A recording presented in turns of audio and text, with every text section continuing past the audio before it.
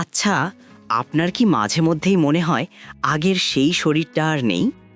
এই তো সেদিনও দিব্যি মাইলের পর মাইল হেঁটে যেতেন, অথচ আজ ঘরে এক কোণ থেকে অন্য কোণে যেতে গেলেই হাঁটুতে খটখট শব্দ হয়। কিংবা মাঝরাতে যখন পায়ের রগ টান লেগে ঘুমটা ভেঙে যায়, তখন কি মনে হয় না যে শরীরটা যেন দিন দিন পাথর হয়ে যাচ্ছে?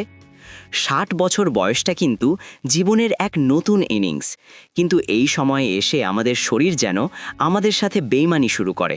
হাড়ের ভেতরটা ফাঁপা হয়ে যায়, সিঁড়ি দিয়ে উঠতে গেলে দম ফুরিয়ে আসে, আর কোমর ব্যথার যন্ত্রণায় সোজা হয়ে দাঁড়ানোই দায় হয়ে পড়ে।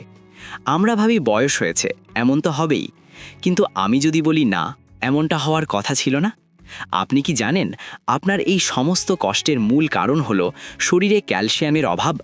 আর আপনার এই ক্যালসিয়ামের অভাব পূরণ করতে আপনার রান্নাঘরেই লুকিয়ে আছে এমন এক জাদুকরি খাবার, যা খেলে ৬০ বছর বয়সেও আপনার শরীর হবে ঘোড়ার মতো শক্তিশালী। আজকের ভিডিওতে আমি আপনাদের এমন এক সাধারণ কিন্তু অসাধারণ উপাদানের কথা বলবো, যার নাম হলো সাবুদানা।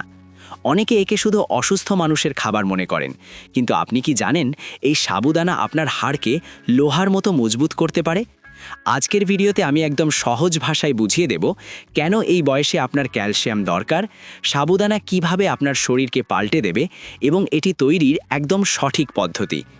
ভিডিওর শেষে আপনাদের জন্য থাকবে একটি গোপন টিপস, যা সাবুদানার শক্তিকে দ্বিগুণ বাড়িয়ে দেবে। তাই একটুও না টেনে শেষ পর্যন্ত দেখুন। তার আগে একটা ছোট্ট প্রশ্ন করি, আপনাদের কার কার মাঝরাতে পায়ের পেশিতে টান লাগে বা রগ টান খায়? কমেন্টে অবশ্যই জানাবেন, কারণ আপনাদের প্রত্যেকের সমস্যার সমাধান করাই আমার লক্ষ্য। বন্ধুরা, বয়স ৬০ পার হবার পর আমাদের শরীর ক্যালসিয়াম শোষণ করার ক্ষমতা হারিয়ে ফেলে। আমাদের হাড়গুলো অনেকটা শুকনো কাঠের মতো হয়ে যায়, যা সামান্য আঘাতেই ভেঙে যেতে পারে। চিকিৎসকরা একে বলেন অস্টিওপোরোসিস। কিন্তু সমস্যা হলো, আমরা যখন বাজার থেকে ক্যালসিয়ামের বড়ি কিনি, সেগুলো অনেক সময় আমাদের পেটে হজম হয় না, বরং গ্যাস আর কোষ্ঠকাঠিন্য তৈরি করে। এখন আসি সাবুদানার কথায়। এই সাবুদানা আসলে কি? এটি এক ধরনের পাম গাছ বা সেগো পামের কাণ্ড থেকে পাওয়া স্টার্চ বা শ্বেতসার। এর বৈজ্ঞানিক গুণাগুণ শুনলে আপনি অবাক হয়ে যাবেন। সাবুদানা হলো ক্যালসিয়াম এবং ম্যাগনেসিয়ামের একটি আস্ত খনি। ক্যালসিয়াম আমাদের হাড়ের কাঠামো তৈরি করে, আর ম্যাগনেসিয়াম সেই ক্যালসিয়ামকে হাড়ের ভেতর ঢুকতে সাহায্য করে। সাবুদানায় এই দুই উপাদানই প্রচুর পরিমাণে আছে। এছাড়াও এতে আছে পটাশিয়াম, যা আপনার রক্তচাপ নিয়ন্ত্রণে রাখে। বড় কথা হলো, সাবুদানা খুব সহজে হজম হয়। আপনি যদি বয়স্ক হয়ে থাকেন এবং আপনার হজম শক্তি কমে যায়, তবে এটি আপনার জন্য অমৃতের মতো। এটি পেটে গিয়ে ঠান্ডা অনুভব করায় এবং শরীরের শক্তি দ্রুত বাড়িয়ে দেয়। সহজ কথায় বললে, আপনার হাড়ের যে হাহাকার, সেই হাহাকার মেটাতে সাবুদানার কোনো বিকল্প নেই। এটি আপনার হাড়ের ঘনত্ব বাড়ায়, জয়েন্টের লুব্রিকেন্ট বা পিচ্ছিল ভাব বজায় রাখে, ফলে হাঁটু বা কোমরের হাড় একে অপরের সাথে ঘষা খায় না এবং ব্যথা কমে যায়। এখন আপনি হয়তো ভাবছেন, সাবুদানা তো শুধু শর্করা বা কার্বোহাইড্রেট, তাহলে এটা কাজ করবে কিভাবে? মনে রাখবেন, ৬০ বছর বয়সে শরীরে খুব শক্তির প্রয়োজন হয়। সাবুদানা দ্রুত রক্তে মিশে গিয়ে আপনাকে তাৎক্ষণিক শক্তি দেয়, যার ফলে যারা অলসতা বা দুর্বলতায় ভোগেন, তারা এক বাটি সাবুদানা খাওয়ার পরেই শরীরে একটা আলাদা সতেজতা অনুভব করবেন। আমার প্রিয় দাদা দাদিরা এবং চাচা চাচিরা, আপনারা অনেকেই হয়তো ভাবছেন, সাবুদানা তৈরি করা তো খুব সহজ, এটা আবার শেখার কি আছে? কিন্তু বিশ্বাস করুন, অধিকাংশ মানুষই সাবুদানা ভুল পদ্ধতিতে রান্না করেন, আর ভুল পদ্ধতিতে খেলে এর পুষ্টিগুণ আপনার শরীর ঠিকমতো নিতে পারে না, উল্টো পেটে গ্যাস হতে পারে। তাই খুব মনোযোগ দিয়ে শুনুন কিভাবে এই জাদুকরি খাবারটি প্রস্তুত করবেন। প্রথম ধাপ, ধোয়া এবং ভেজানো। বাজার থেকে ভালো মানের বড়দানা সাবুদানা কিনে আনবেন। প্রথমে পরিষ্কার পানিতে অন্তত 2 থেকে 3 বার ধুয়ে নেবেন। এরপর সবচেয়ে গুরুত্বপূর্ণ কাজ, এটি ভিজিয়ে রাখা। সাবুদানা অন্তত 3 থেকে 4 ঘন্টা পরিষ্কার পানিতে ভিজিয়ে রাখতে হবে। কেন জানেন? কারণ ভিজিয়ে রাখলে এর ভেতরের স্টার্চগুলো নরম হয়, যা আপনার দুর্বল পাকস্থলী খুব সহজে হজম করতে পারবে। মনে রাখবেন, সরাসরি শুকনো সাবুদানা দুধে বা পানিতে ফুটিয়ে দিলে তা ভেতরে শক্ত থেকে যায়, যা হজমে সমস্যা করে। দ্বিতীয় ধাপ, রান্নার মাধ্যম। যেহেতু আমরা ক্যালসিয়ামের কথা বলছি, তাই সম্ভব হলে সাবুদানা দুধ দিয়ে রান্না করবেন, কারণ দুধ নিজেই ক্যালসিয়ামের আধার। 1 লিটার দুধ জাল দিয়ে একটু ঘন করে নিন। এবার তাতে ভেজানো সাবুদানাগুলো দিয়ে দিন। দেখবেন অল্প সময়ের মধ্যেই সাবুদানাগুলো কাঁচের মতো স্বচ্ছ হয়ে গেছে। তৃতীয় ধাপ, মিষ্টির বিকল্প। 60 বছর বয়সে আমাদের অনেকেরই ডায়াবেটিসের ভয় থাকে, তাই আমি বলবো সাদা চিনি একদম এড়িয়ে চলুন। চিনির বদলে আপনি সামান্য পরিমাণে গুড় বা মিছরি ব্যবহার করতে পারেন। আর যদি ডায়াবেটিস থাকে তবে মিষ্টি ছাড়াই খাওয়ার অভ্যাস করুন। স্বাদের জন্য আপনি এতে 2-3টি এলাচ এবং 1 চিমটি লবঙ্গ গুঁড়ো দিতে পারেন। এলাচ আপনার হজমে সাহায্য করবে, আর লবঙ্গ আপনার শরীরের পুরনো ব্যথা কমাতে কাজ করবে। এখন প্রশ্ন হলো, এর সাথে আর কি দিলে এটি আরও শক্তিশালী হবে? আপনি যদি পারেন তবে এই মিশ্রণে 4-5টি কাঠবাদাম এবং 2-3টি আখরোট গুঁড়ো করে মিশিয়ে দিন। বাদামে থাকা ওমেগা-3 ফ্যাটি অ্যাসিড আপনার মস্তিষ্কের কার্যক্ষমতা বাড়াবে এবং হাড়ের জয়েন্টগুলোকে সচল রাখবে। এই যে একটা বাটি তৈরি হলো, এটি কোনো সাধারণ খাবার নয়, এটি আপনার শরীরের জন্য এক মহা ঔষধ। আপনারা প্রায়ই জিজ্ঞেস করেন, বাবা এটা কখন খেলে বেশি উপকার পাবো? আমি বলবো দিনের সবচেয়ে ভালো সময় হলো সকালের নাস্তা। সকালে যখন আমাদের পেট খালি থাকে তখন শরীর পুষ্টি সবচেয়ে বেশি গ্রহণ করে।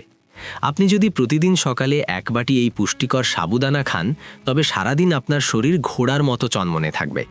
দুপুরের রোদে কাজ করতে গিয়ে বা ঘরের কাজে আপনার হাঁপিয়ে ওঠার ভয় থাকবে না। অনেকে আবার রাতে ঘুমানোর আগেও এটি খেতে পছন্দ করেন। রাতে খেলে আপনার ঘুম খুব গভীর হবে, কারণ সাবুদানা শরীরকে ভেতর থেকে শান্ত করে। তবে যাদের অ্যাজমা বা খুব বেশি ঠান্ডার সমস্যা আছে তারা রাতে দুধ সাবুদানা এড়িয়ে চলাই ভালো।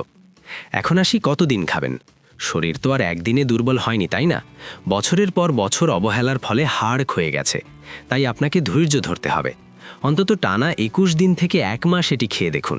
আমি কথা দিচ্ছি 10-12 দিন পর থেকেই আপনি নিজের শরীরে পরিবর্তন টের পাবেন।